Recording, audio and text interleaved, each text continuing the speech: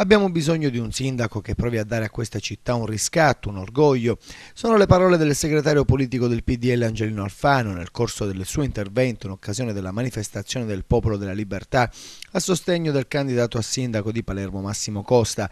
Crediamo che con Costa abbiamo fatto la scelta migliore, ha detto, e se guardo gli altri candidati ne sono più convinto. Nel corso dell'evento è stato presentato il programma elettorale del PDL sintetizzato in 10 punti.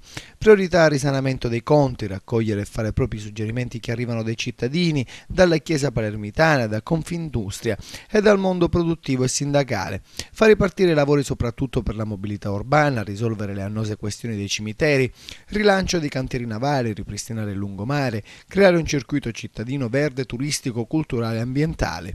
Una nuova amministrazione che abbia, tra le altre cose, dei punti di riferimento con l'Europa e il Sud Mediterraneo, valorizzazione dei mercati storici, potenziare gli interventi nel campo del sociale e questione rifiuti.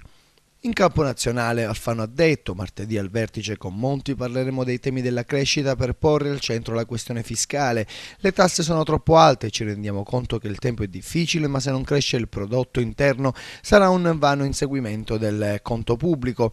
Bisogna attivare un cammino di crescita lavorando su burocrazia e infrastrutture e su altri due punti, il pagamento della pubblica amministrazione e il ruolo delle banche che devono reinvestire nell'economia.